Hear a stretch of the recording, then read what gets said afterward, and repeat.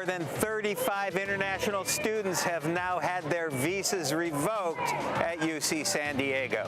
Local Republican leaders are criticizing last night's State of the County address. More on what they want changed is coming up. A judge weighs resentencing Eric and Lyle Menendez. The last-minute request to delay this hearing, and the brothers pushing for an end to their life sentence. A dead dolphin washes ashore in Mission Beach, and now it's being tested for domoic acid poisoning. Details coming up. Childhood cancer won't pay for your mortgage or your groceries, but Team Parker for Life will. CBS 8 News Live at 6 starts now. More student visas are being revoked at UC San Diego, bringing the number to 35 in recent weeks. Thank you for joining us. I'm Marcella Lee. I'm Carlo Cicchetto. Today, dozens of students protested on campus. CBS 8's David Goffredson talked to an immigration attorney about what options international students have if they receive a notice of revocation. In a statement to CBS 8, a spokesperson for UCSD confirmed that as of Thursday, the Department of Homeland Security has revoked the visas of 35 of their international students.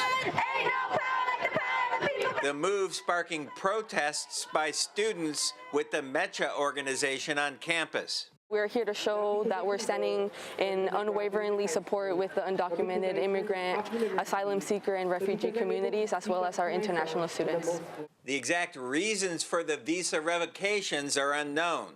In the statement, a UCSD spokesperson said the university wasn't even notified, meaning students are being kept in the dark. People are advocating on their behalf, even though we are kept in the dark and we don't need the information necessary. We know we stand with them and we know we support them and that we're doing anything in our capability to help them out. The Associated Press reports more than 1,000 student visas have been revoked nationwide over the past month. Some for criminal violations as small as parking or speeding tickets. Others for participating in student protests over the war in Gaza, as we saw last year at UCSD. It doesn't matter if the city attorney chose whether or not to pursue charges. That arrest alone can trigger a revocation of a student visa. San Diego immigration attorney Saman Nasseri says students can challenge the revocations administratively through the State Department. There's no hearing. It's all done in writing. Usually with emails going back and forth. With Department of State, you can send letters. When it comes to protests, Nasseri says international students do have the right to free speech, but don't push it. Going forward, if there's future protests or anything happening on campus, my advice is don't participate.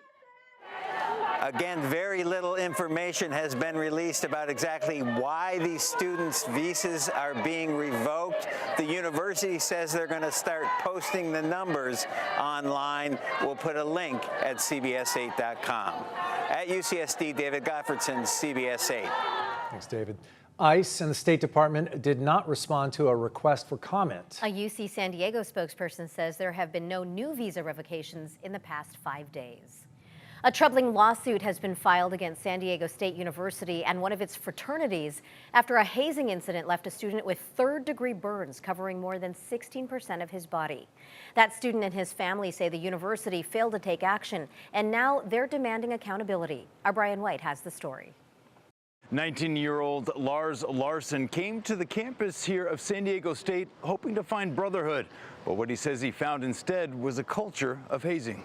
After an initiation left him hospitalized with severe burns, Larson is now taking legal action against the university and the fraternity he was pledging, Phi Kappa Psi. In this case, a young man was burned, and in other cases, they die. So how many times do students have to get hurt before we change the behavior? Larson alleges that during a party at this frat house on campus last year, frat members forced him to dress up like a tiger before setting him on fire in a planned skit. According to the lawsuit filed Wednesday, they rushed him to a shower and wrapped him in a blanket, but refused to call 911 for 3 hours. He was eventually hospitalized for weeks. If it was their actual brother or sister or mother, they would call 911, but they usually wait and they wait because they want to hide everything and they don't want to be responsible for it. In January, the DA's office filed criminal charges against Larson and 3 frat members in connection with the planned skit and fire. Though he did suffer burns, Larson was charged with conspiracy to commit an act that could endanger the public.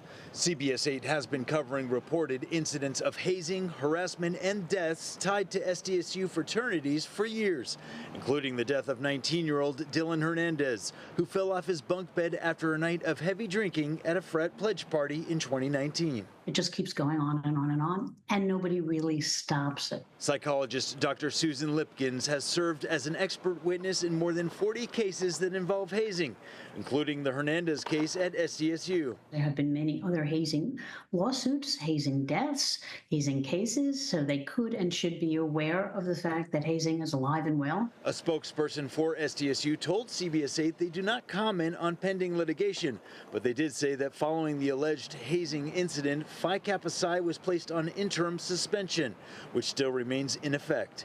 At San Diego State, Brian White, CBS 8. Thank you, Brian. Tonight, we have learned the identities of 2 Camp Pendleton Marines killed in a rollover crash earlier this week. They are 22-year-old Lance Corporal Albert Aguilera of Riverside and 28-year-old Lance Corporal Marcelino Gamino of Fresno. A Marine spokesperson said they were killed while driving in a convoy movement to support southern border operations in New Mexico, but they were not in a military vehicle.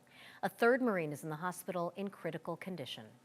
Today, the mayors of Vista and El Cajon spoke out in opposition of what they call a $1 billion tax hike proposed in last night's State of the County address.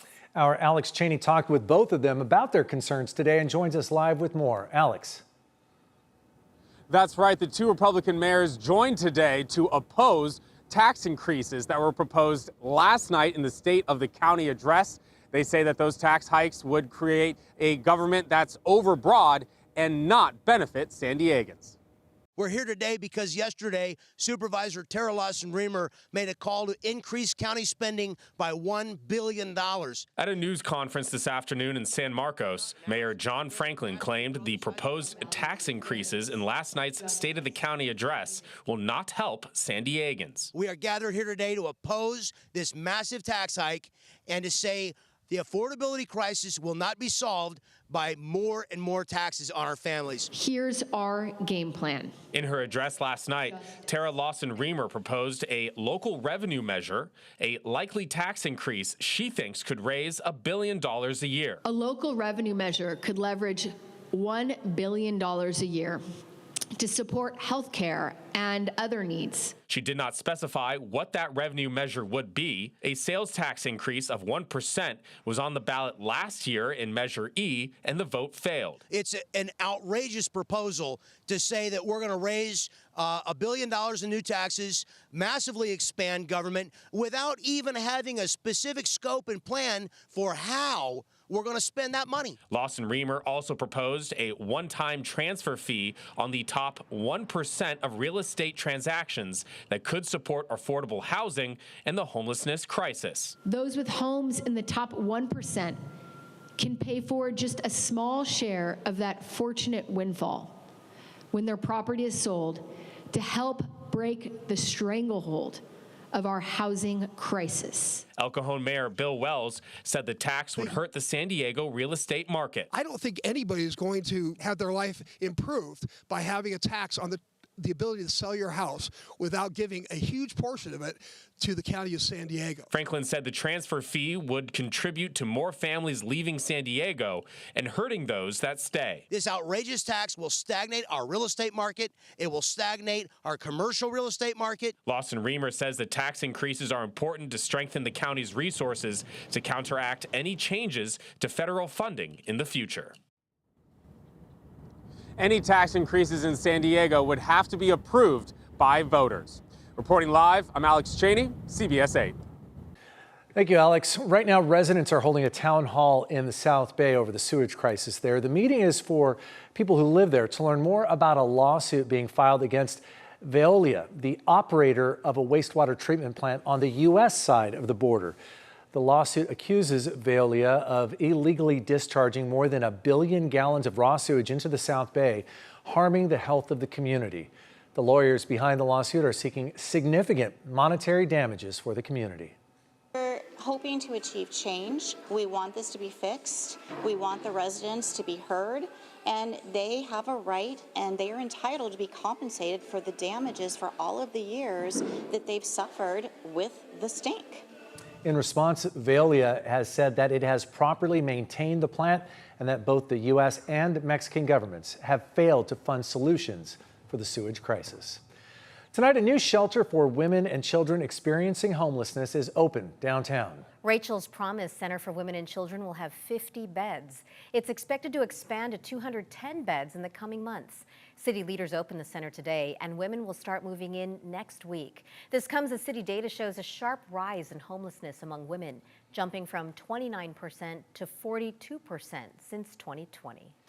Coming up, the event that is bringing together hundreds of kids from across San Diego to empower young Black students. Plus, the data showing how the San Diego real estate market differs from the rest of California. And the promising signs uncovered on a distant planet that may be indicators of life.